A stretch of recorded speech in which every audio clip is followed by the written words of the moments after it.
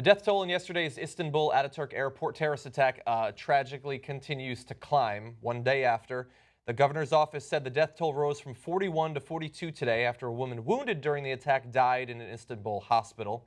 Turkish officials said the attack was carried out. This is in case you were not around for our initial coverage yesterday of this attack. Said that the attack was carried out by 3 people who arrived at the airport in a taxi and blew themselves up after opening fire. No one has claimed responsibility as of the time that we're filming this, but Turkey's interior minister said today that all findings show that it's ISIS. Just a curious note, ISIS, for whatever reason, and probably due to political and reasons of their sometimes spoken and oftentimes not spoken alliances, they generally do not take credit for bombings inside Turkey. Mm-hmm. So that's why it's not unusual, because normally they'll brag about things they didn't even do. Like, they had no connection to the Orlando shooter, but they were like, yeah, that was us, yeah, right? Yeah. But in this case, even if it's them, because it's inside Turkey, they might not claim it. And that has led to theories of who else might have been responsible, with some people thinking that they think that it could be the PKK, even though this isn't the sort of thing that they usually do. Mm-hmm. But it almost certainly is ISIS. It's the sort of thing that ISIS does in that region, outside of the region. And they had previously said, very recently, that they had gotten about 35 of their people into Istanbul. And so that's another reason why it's believed that they could be connected. Yeah, and by the way, if you don't know, PKK is a Kurdish separatist terrorist group in Turkey, and they don't often do suicide bombings. But exactly, yeah. That's right. Yeah, that's why it doesn't seem to bear their fingerprints. But also another numbers update for you. Of the 239 injured, 109 have been discharged from the hospital currently, which is, of course, good news. 130 more are still receiving treatment. Now, here, obviously, there has been different reactions to this attack depending on who you talk to. The U.S. did the responsible thing, grounding the flights coming in. I believe there had been about 10 in the air that had left from that airport at the time that the attack happened, and they wanted to make sure that nobody was able to get out of that plane and do harm in the United States. Donald Trump is a little bit less responsible in his response. And so he's been talking about torture, basically, in the interim. Since the Istanbul attack, he has been reviving his argument that if we simply waterboarded enough people, then X, with X, I guess, being that ISIS wouldn't have decided to attack Istanbul for some reason.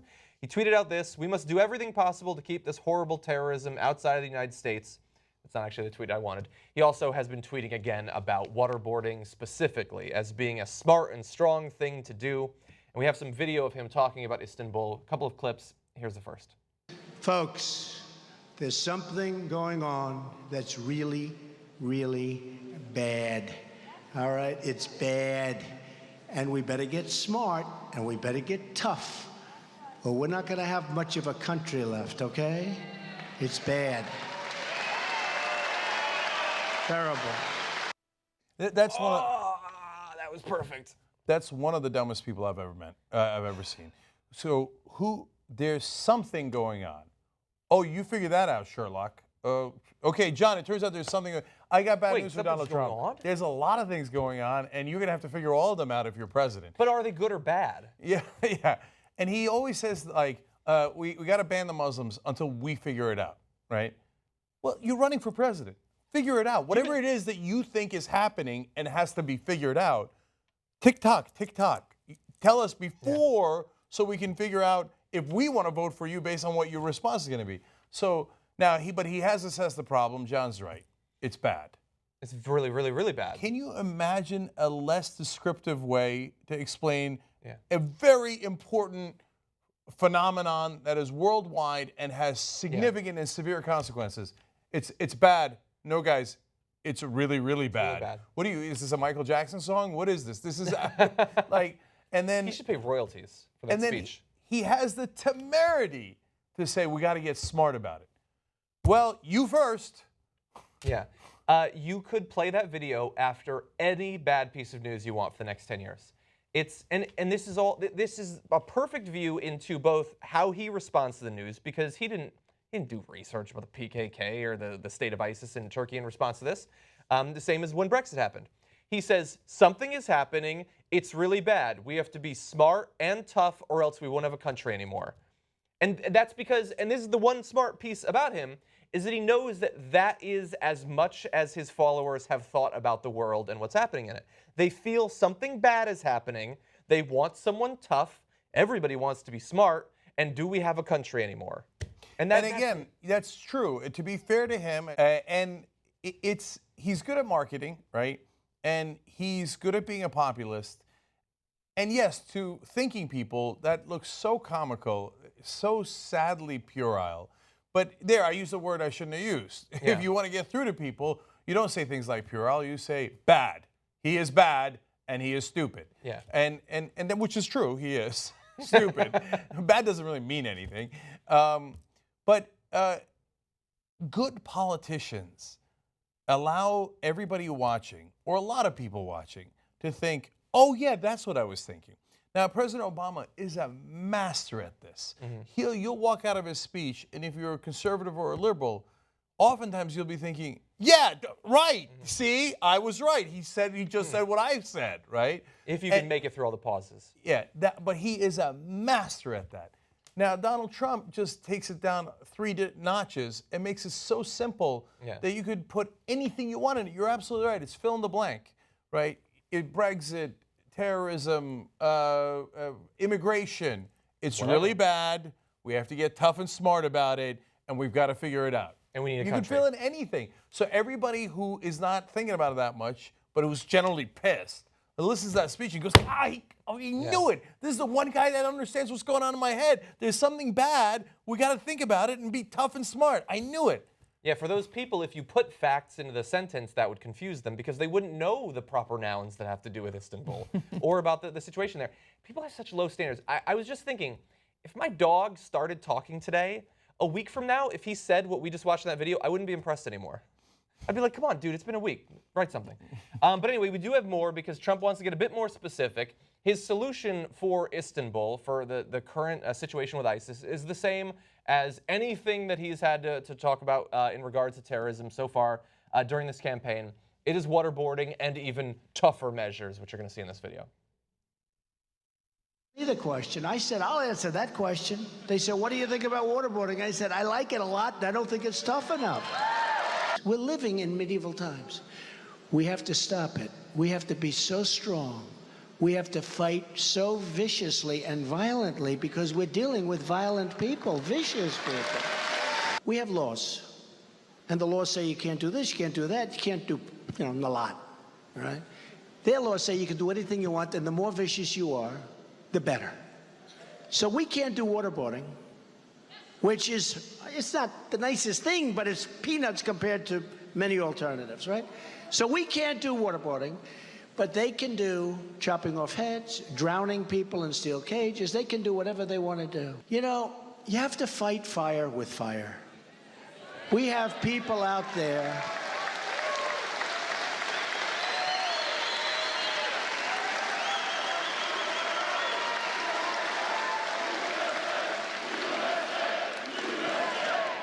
See, the really frustrating thing about that is we know that one of the things that most conservatives appear to lack in comparison to liberals is a sense of empathy.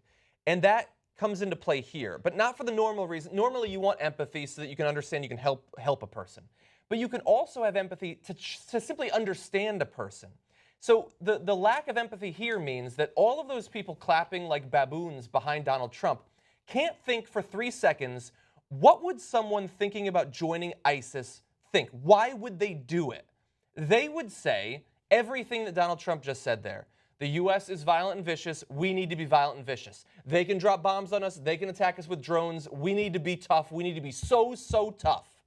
And that's the stupidity, that if we don't understand that they're doing the same exact thing as Donald Trump is saying that we're going to do, there will never be an end to the conflict. If you never actually get smart, you simply say you're going to be smart. If you don't try to understand your enemy, how the hell can you possibly ever defeat them? The idea that we just haven't tortured enough people, we just haven't bombed enough people, what would waterboarding have done with Istanbul? And we have waterboarded people. We waterboarded people for years in the Middle East. Why didn't that stop it? Through your logic, that's what we needed. We needed waterboarding. And yet ISIS came after the waterboarding. Well, let's break this down further. As John pointed out, we've done waterboarding. We waterboarded Khalid Sheikh Mohammed 183 times. If that waterboarding was so successful, why do we still have ISIS? Why do we still have Al-Qaeda? I thought if you just get tough with them, that what do? They just surrender immediately? And if waterboarding is so effective, why didn't it work the first 182 times on Khalid Sheikh Mohammed? Why do we have to do it 183 times? And Turkey, in the past, has been known for engaging in torture from time to time. It's not an uncommon practice, certainly in Turkey's past, and I wouldn't be surprised in its present.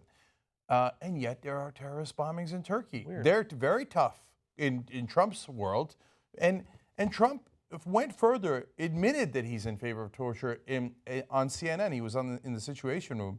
And he says, nothing's nice about it, but it's a minimal form of torture. About waterboarding. He said, yes, waterboarding is torture. I'm still in favor of it. He said, I like it a lot. And so now then you get to the heart of the issue. Fight fire with fire. So as John said, that's exactly what ISIS would be saying.